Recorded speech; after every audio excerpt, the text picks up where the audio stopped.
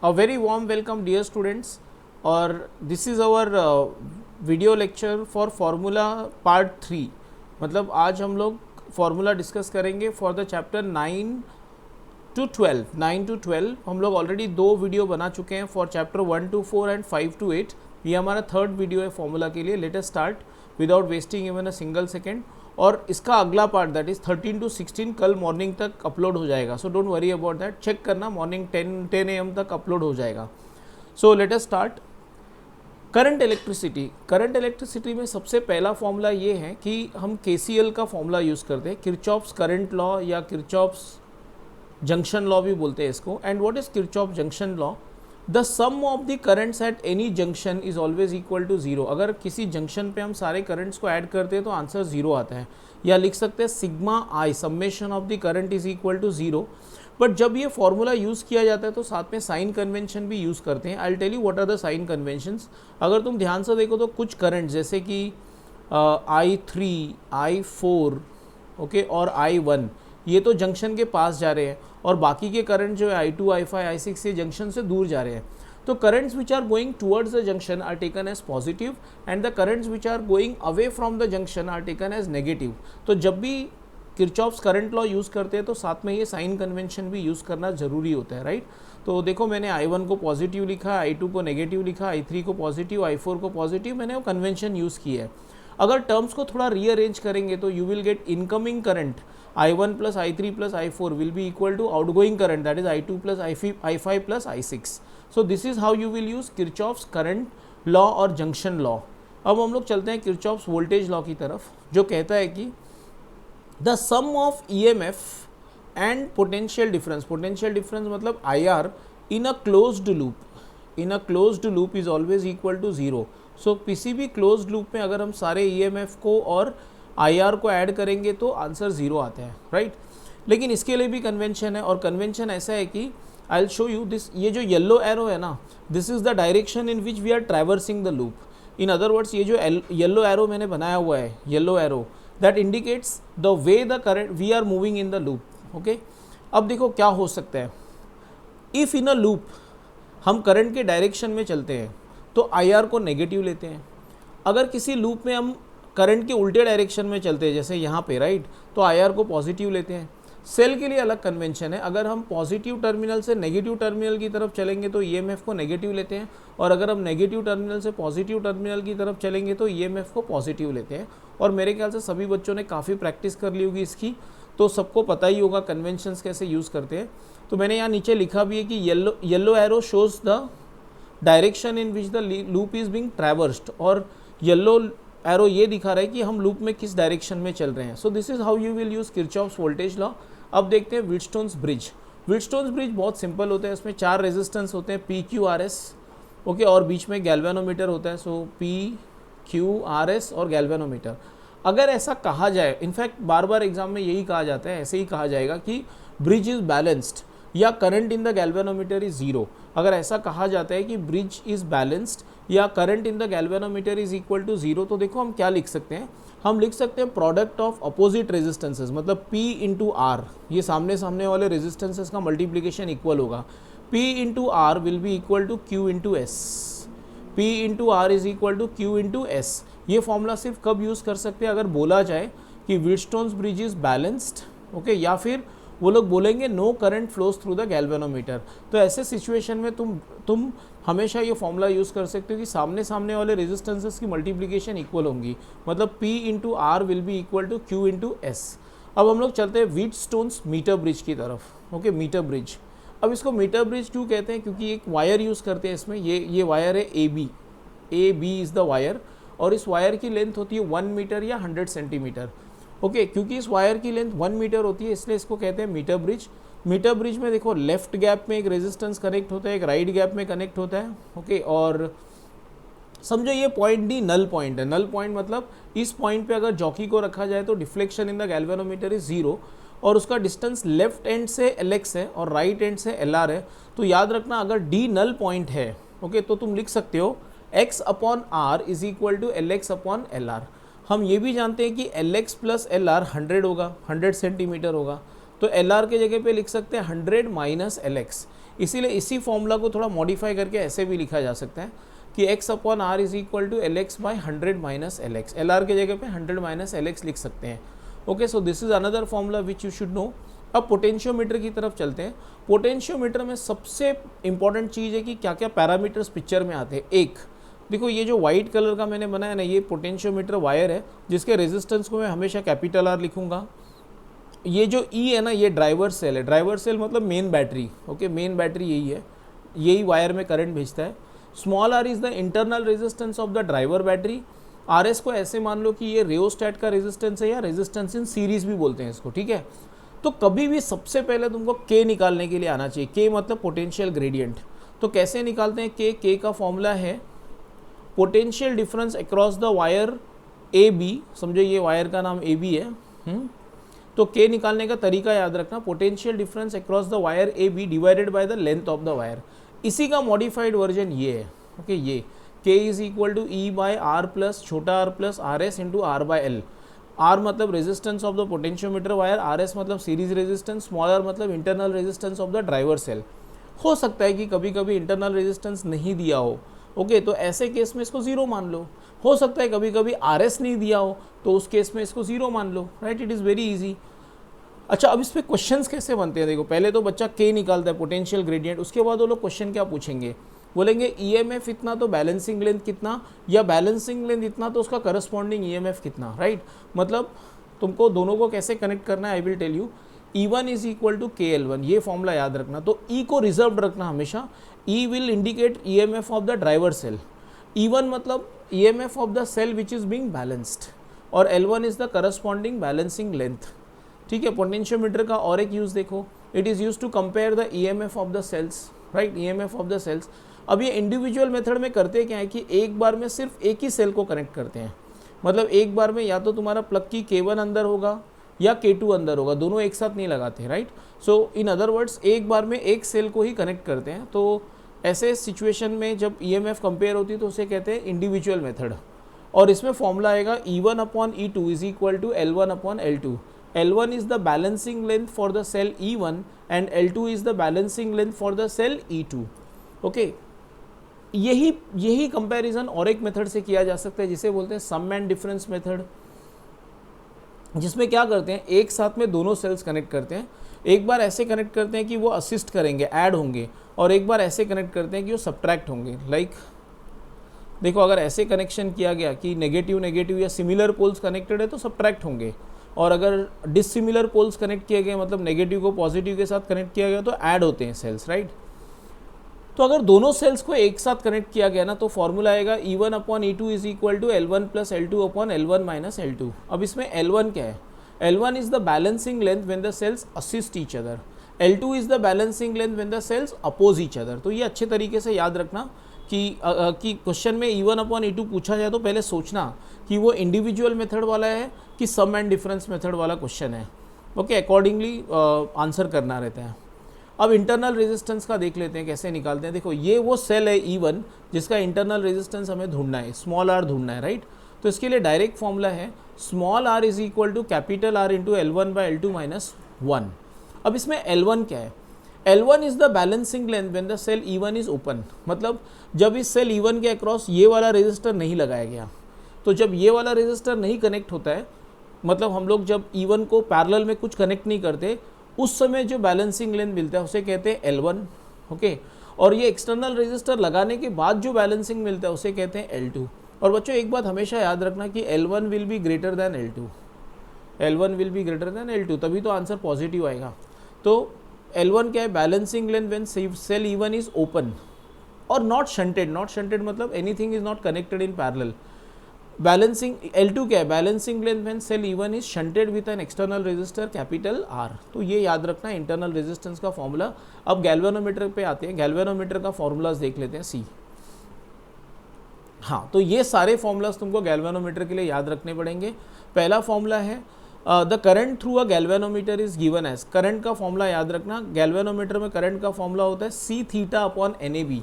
C theta upon NAB, इसमें theta degree में भी हो सकता है, रेडियन में भी हो सकता है, वो डिपेंड करता है C को कैसे दिया हुआ है। अगर तुमको क्वेश्चन में C का यूनिट न्यूटन मीटर पर डिग्री दिया है तो तुम थीटा को डिग्री में रखना।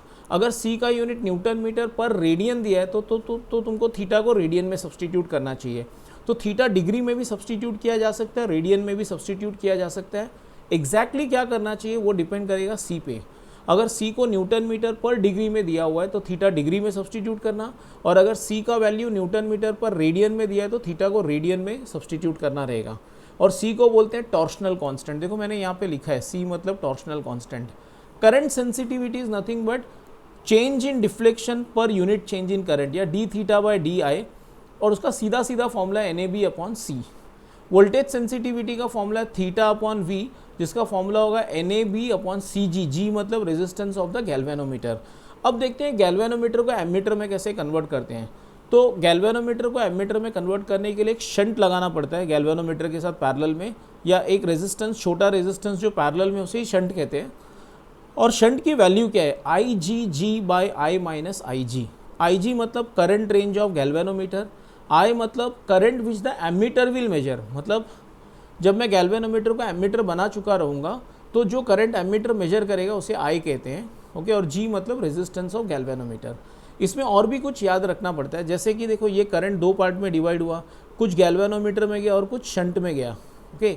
तो you should also know what is the fraction of current through shunt and fraction of current through galvanometer. उसके भी पहले मैं एक बात बताता हूँ कि इस फॉर्मूला को और एक तरीके से लिखा जा सकता है, S is equal to G by N minus 1। इस तरह से भी लिखा जा सकता है, S is equal to G by N minus 1, जहाँ पे N की वैल्यू होगी I upon IG। And to be very honest मुझे तो ऐसा लगता है कि हर बच्चे ने ऐसे ही करना चाहिए, इससे जल्दी हो जाता है sum, right. Fraction of current through galvanometer मतलब गैल्वेनोमीटर में से टोटल करंट का कितना पार्ट जा रहा है, राइट। या IG अपॉन I को बोलते हैं fraction of current through the galvanometer, जिसकी फॉर्मूला है S upon S plus G। Fraction of current through shunt कैसे निकालते हैं, IS upon I that is equal to G upon S plus G, okay. अब देखते हैं गैल्वेनोमीटर को voltmeter में कैसे कन्वर्ट किया जाए। तो गैल्वेनोमीटर को वोल्टमीटर में कन्वर्ट करने के लिए सीरीज में एक रेजिस्टेंस लगाना पड़ता है, जिसकी वैल्यू है RS इज इक्वल टू, मैं इसको RS कर देता हूँ, okay, that would be better. RS series resistance is equal to V by IG minus G। IG is nothing but वही current range of galvanometer, G is resistance of galvanometer, और V क्या है, V is the voltage which the voltmeter will measure, which the voltmeter will measure. अच्छा, इसी formula को ऐसे भी लिखा जा सकता है, R is equal to N minus 1 into capital G। R is equal to N minus 1 into capital G, where N is equal to V by VG। V by VG, V मतलब voltage measured by voltmeter, और VG मतलब maximum voltage which the galvanometer can measure, okay. और इसी के साथ मेरे ख्याल से मैंने करंट इलेक्ट्रिसिटी के सारे न्यूमेरिक सारे फार्मूलाज कवर कर लिए। अगर तुमको लगता है कि कोई फार्मूला छूट गया है तो डेफिनेटली मुझे कमेंट सेक्शन में बताना, I will be really obliged, you know, सब बच्चों का हेल्प होगा उससे। तो अगर कोई फार्मूला छूट गया हो तो मुझे कमेंट सेक्शन में जरूर लिख के बताना। Now we move on to the next chapter, chapter number 10, जो है magnetic fields due to electric current. Magnetic fields due to electric current, देखते हैं what is magnetic fields due to electric current. First, force acting on a charge particle in a magnetic field. तो अगर कोई charge particle है Q जो magnetic field में move हो रहा है विद अ वेलोसिटी v, तो उसके ऊपर फोर्स लगेगा QVB sine theta, okay. Vector form में लिखने की ज़रूरत नहीं थी, बट मैं सिर्फ ये समझाना चाहता हूँ कि मतलब प्रॉब्लम्स में देखो हमको मैग्नीट्यूड ही निकालना रहता है हमेशा, बट वेक्टर फॉर्म का भी याद रखना, काम आएगा। सिमिलरली अगर एक चार्ज Q को मैं इलेक्ट्रिक फील्ड में रख दूँ तो force acting on the charge will be equal to QE। Electric field में force will be equal to QE, okay. Apart from that आगे बढ़ते हैं, थर्ड फॉर्मूला। अगर एक करंट कैरिंग वायर है जिसकी लेंथ L है, करंट I है, और उसे हम मैग्नेटिक फील्ड में रखेंगे जिसका मैग्नेटिक इंडक्शन B है, तो उसके ऊपर फोर्स एक्ट होगा F is equal to BIL sine theta, BIL sine theta, where theta is the angle made by the conductor with the magnetic field. Torque acting on a current carrying coil is given by the formula NIAB sine theta. तो torque का formula भी याद रखना कि अगर कोई coil है जिसको हम लोग मैग्नेटिक फील्ड में रखेंगे तो टॉर्क एक्ट होगा NIAB साइन थीटा। थीटा होता है angle between A bar and B बार, और angle between normal and B बार। ये अच्छे से याद रखना, A क्या है I क्या है मैंने लिख दिया है, ठीक है। आगे बढ़ते हैं। हाँ, magnetic dipole moment of a current carrying loop. अगर कोई करंट कैरिंग लूप है तो उसका मैग्नेटिक डाइपोल मोमेंट का फॉर्मूला होता है NIA। N मतलब नंबर ऑफ टर्न्स, I मतलब करंट, A मतलब एरिया। क्योंकि करंट कैरिंग कॉइल एक मैग्नेट की तरह बिहेव करता है, तो उसकी मैग्नेटिक डाइपोल मोमेंट निकालने की फॉर्मूला है NIA। सिमिलरली अगर एक मैग्नेटिक डाइपोल को हम लोग मैग्नेटिक फील्ड में रखेंगे तो पोटेंशियल एनर्जी का फॉर्मूला होगा -mb cos थीटा। याद रखना ये नेगेटिव साइन ऐसे ही रहेगा, ओके, -mb cos थीटा, जिसको वेक्टर फॉर्म में -m बार डॉट b बार भी लिख सकते हैं, ओके। और आगे बढ़ते हैं। By Biot-Savart's law, the magnetic induction at any point due to a small part of the conductor, किसी भी छोटे कंडक्टर की वजह से अगर मैग्नेटिक फील्ड निकालना हो किसी पॉइंट पे, तो फॉर्मूला है dB is equal to mu naught upon 4 pi I dl sine theta upon r square. इस पे न्यूमेरिकल्स आने की चांसेस काफ़ी कम है, इस फॉर्मूला पे न्यूमेरिकल्स आने की चांसेस ना के बराबर है। और आगे बढ़ते हैं बच्चों, 8th फॉर्मूला देखते हैं। Magnetic induction due to infinitely long conductor, देखो ये इनफाइनाइटली लॉन्ग कंडक्टर है, ओके, और मुझे पॉइंट P पे मैग्नेटिक फील्ड निकालना है जो उससे डिस्टेंस R पे है। Point P is at a distance R from the infinitely long conductor. तो मैग्नेटिक इंडक्शन का सीधा फॉर्मूला है mu naught upon 4 pi 2I by R। Mu naught upon 4 pi का वैल्यू सारे बच्चे याद रखेंगे, एग्जाम में दिया या नहीं दिया that should not be an issue, तुमको याद रख के जाना चाहिए। It is 10⁻⁻7 weber per ampere metre. अगर कंडक्टर फाइनाइट लेंथ का है तो क्या करते हैं, देखो अगर कंडक्टर फाइनाइट लेंथ का है तो पॉइंट P से उसके एंड पॉइंट को ज्वाइन कर लो, यहाँ पे और यहाँ पे ज्वाइन कर लो, ठीक है। और लेटस से ऊपर जो एंगल बना वो अल्फा है और नीचे जो एंगल बना वो बीटा है। तो magnetic induction due to conductor of finite length is given by the formula mu naught upon 4 pi I by R bracket में sine alpha plus sine beta. Mu naught upon 4 pi I by R bracket में sine alpha plus sine beta. अब देखते हैं what is the formula for magnetic induction due to arc at the centre. Magnetic induction at the centre due to an arc, arc मतलब small part of a circle ऐसा बोल सकते हो तुम लोग, और मैग्नेटिक इंडक्शन सेंटर पे निकालना है तो फॉर्मूला है mu naught upon 4 pi I by R bracket में थीटा। याद रखना theta must be in radian, theta radian में होना ही चाहिए, कंपलसरी, कंपलसरी, ओके। आगे बढ़ते हैं। और सर्क्यूलर कॉइल की वजह से मैग्नेटिक फील्ड कितना होता है सेंटर में, the magnetic induction at the centre of a circular coil, पूरा सर्कल होगा तो मैग्नेटिक इंडक्शन का फॉर्मूला है mu naught NI divided by 2R, mu naught NI divided by 2R, okay. और आगे बढ़ते हैं बच्चों। Magnetic induction on the axis of a circular coil, axis मतलब देखो a line which is perpendicular to the plane and passing through the centre is called as axis. तो यहाँ पे पॉइंट P है जो डिस्टेंस R पे है centre से, और यहाँ पे मैग्नेटिक इंडक्शन का फॉर्मूला होगा B axis is mu naught NI R square by 2 R square plus R square the whole raise to 3/2, या और एक फॉर्मूला है B axis is equal to mu naught upon 4 pi 2 NI upon R square plus R square 3/2। याद रखना capital R मतलब radius of the coil और छोटा r मतलब distance of the point on the axis. तो ये बातें अच्छे से याद रखना। n मतलब नंबर ऑफ टर्न्स, a मतलब एरिया ऑफ द कॉइल। तो जितने भी टर्म्स है मैं सबका मीनिंग भी लिखते जा रहा हूँ ताकि कोई कन्फ्यूजन ना हो, राइट। और आगे बढ़ते हैं। By Ampere's law we know that integration of b bar dot dl bar is mu naught times of current enclosed. इसके ऊपर कोई क्वेश्चन तो नहीं आएगा लेकिन MCQ आ सकता है, क्वेश्चन तो इस पर कोई बनता ही नहीं है, right. Magnetic induction inside a solenoid, solenoid के अंदर मैग्नेटिक इंडक्शन कितना होता है देखो, mu naught n by L into I. n by L को number of turns per unit length भी बोलते हैं और छोटा n करके भी डिनोट कर सकते हैं। मतलब मैं ये कहना चाहता हूँ कि इस फॉर्मूला को कोई बच्चा ऐसे भी याद रख सकता है कि यही फॉर्मूला ऐसे भी याद रखा जा सकता है कि b is equal to mu naught NI। अब जो बच्चा इस तरह से याद रखेगा ना वो ये भी याद रखेगा कि n मतलब क्या होता है, number of turns per unit length, unit length, okay.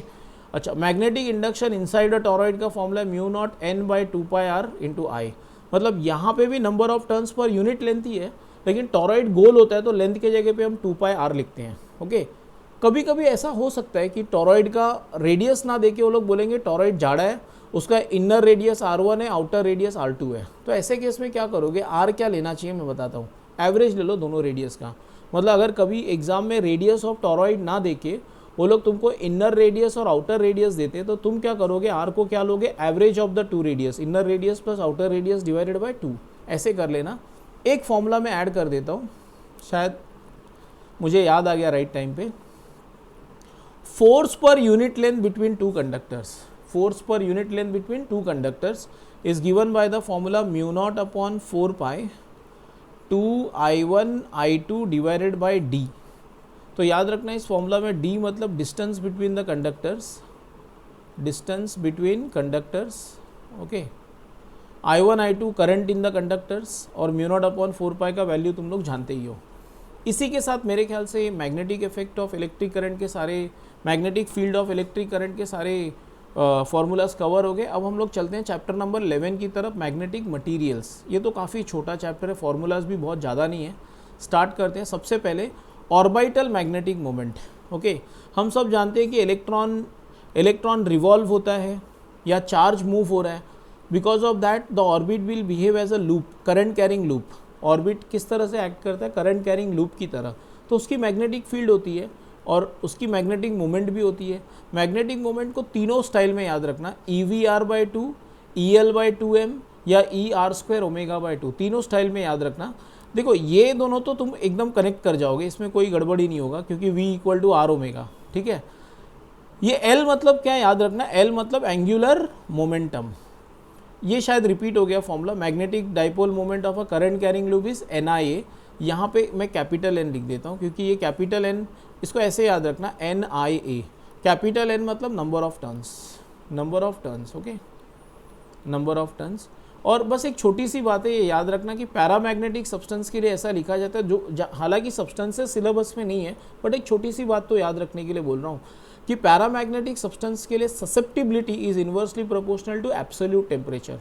काय susceptibility is inversely proportional to root of absolute temperature, ये याद रखना, बस एक छोटा सा अलग से याद रख लेना। Fourth, magnetic field inside a torrid. Torrid के अंदर मैग्नेटिक फील्ड का फॉर्मूला क्या है? μ0H।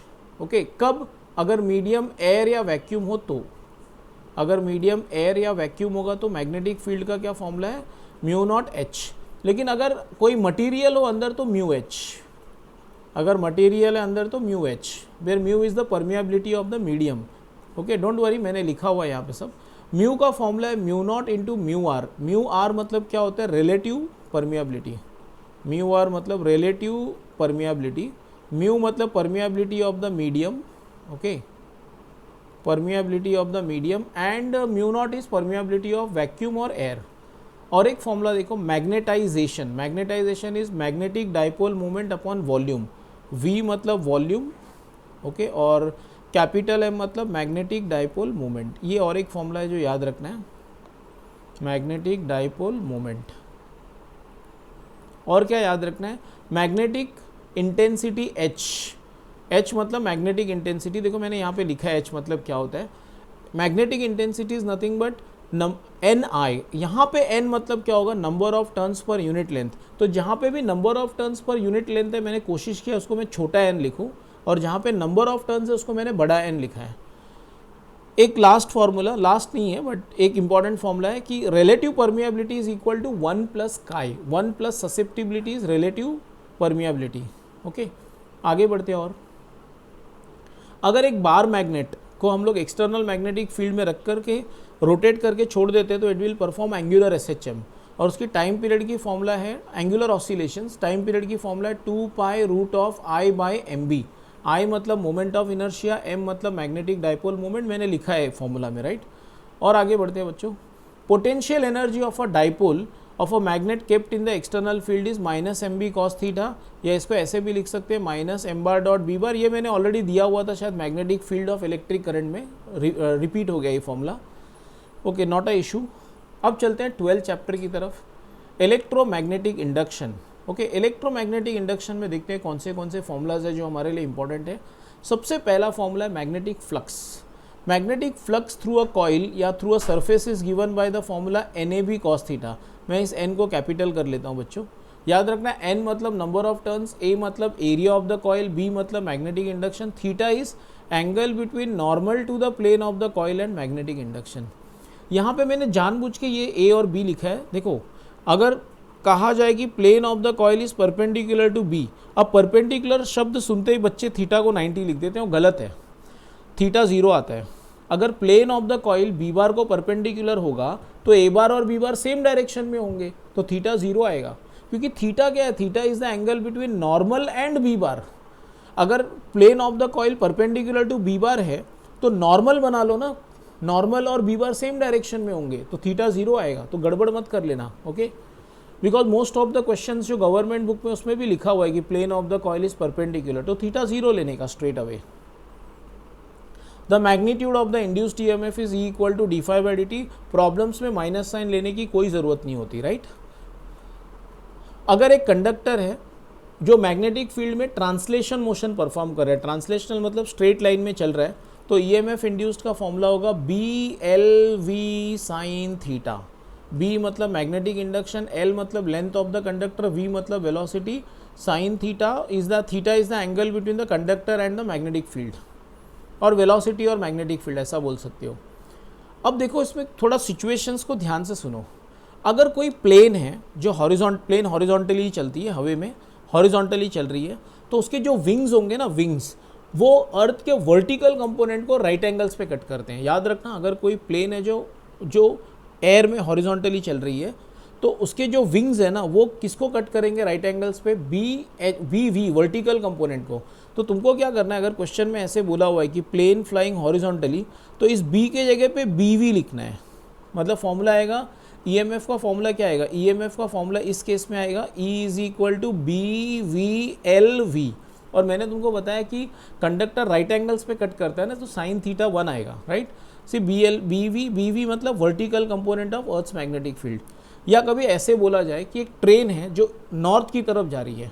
अगर ट्रेन नॉर्थ की तरफ जा रही है ना, तो उसका एक्सल, जो व्हील्स के बीच का रॉड होता है एक्सल भी वर्टिकल कंपोनेंट को ही कट करता है राइट एंगल्स पे, तो उसके लिए भी फॉर्मूला होगा B V L V.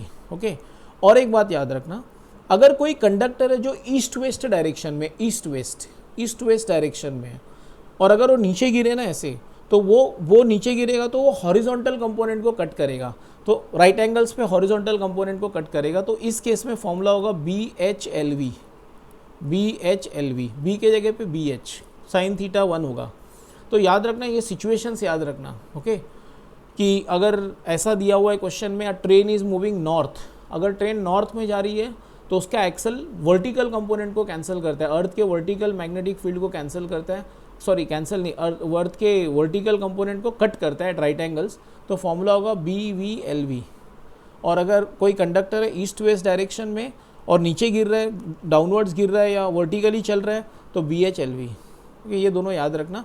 B V और बी एच के बीच में रिलेशन है, और वो रिलेशन कुछ इस तरह से है। I will tell you the relation. एक सेकेंड, इसको इरेज कर देते हैं थोड़ा।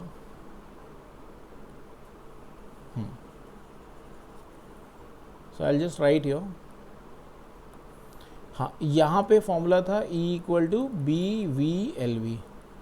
हाँ, बी वी और बी एच का रिलेशन है कि B V upon B H is equal to tan delta, जहाँ पे डेल्टा को बोलते हैं एंगल ऑफ डिप।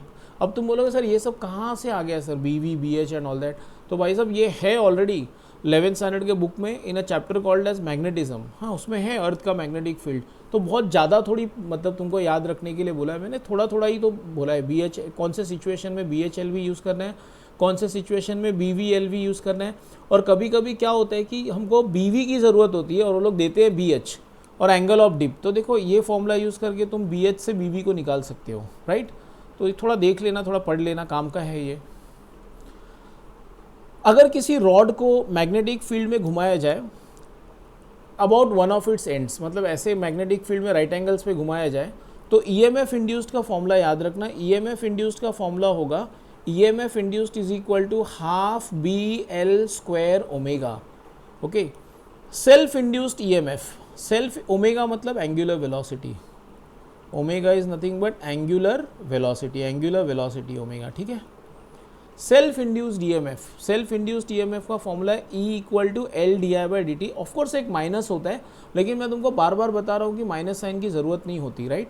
तो सेल्फ इंड्यूस्ड ईएमएफ की फॉर्मूला है L D I by D T. Flux in the coil का फॉर्मूला होता है एल आई, एल को बोलते हैं सेल्फ इंडक्टेंस, जिसकी यूनिट होती है हेनरी होती है इसकी यूनिट, एच हेनरी। और आगे बढ़ते हैं। Energy stored in a inductor is half L I square. अगर दो कॉइल है तो सेकेंडरी में ईएमएफ कैसे निकालोगे, mutual inductance into rate of change of current in the primary, या EMF induced in the secondary is equal to M into D I P by D T. Flux in the secondary is equal to mutual inductance into current in the primary. एक और formula जो बहुत important है, mutual induction is equal to K times root of L1 L2। के को बोलते हैं coefficient of coupling, ऐसे भी याद रख सकते हैं इस फॉर्मूला को, m upon root of L1 L2, एक ही बात है। ओके ठीक है, तो दो कॉइल्स है जिनका इंडक्टेंस L1 L2 है, और अगर म्यूचुअल इंडक्टेंस कैपिटल M है तो कोइफिशिएंट ऑफ कपलिंग निकालने का तरीका है m upon root of L1 L2। अगर दो सोलिनॉइड है, एक के ऊपर एक बांधा हुआ है, ध्यान से देखना, दो सोलिनॉइड है, एक के ऊपर एक बांधा हुआ है, एक में नंबर ऑफ टर्न्स N1 है, एक में N2 है, तो म्यूचुअल इंडक्टेंस का फॉर्मूला देखो मैंने लिखा हुआ है। अगर दो कॉइल से एक के ऊपर एक बांधा हुआ है तो म्यूचुअल इंडक्टेंस का फॉर्मूला होगा mu naught N1 N2 A by L।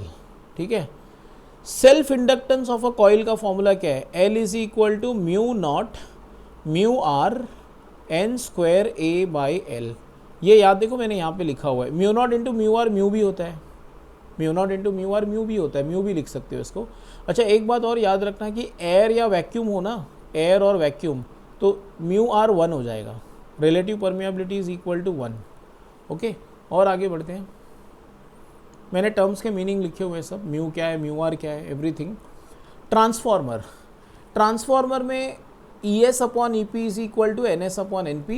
ES is EMF in the secondary, EP is EMF in the primary, NS is number of turns in the secondary, NP is number of turns in the primary। तो मैंने लिखा नहीं है तो मैंने बोल दिया तुमको, राइट। अच्छा ये फॉर्मूला देखो, ये फॉर्मूला थोड़ा गलत लिख दिया मैंने।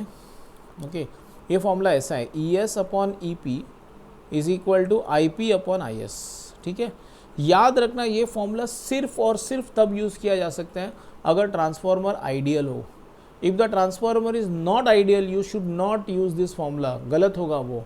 Okay, efficiency of a transformer का फॉर्मूला देखो क्या है, एफिशिएंसी ऑफ अ ट्रांसफॉर्मर का formula efficiency is equal to output power upon input power into 100।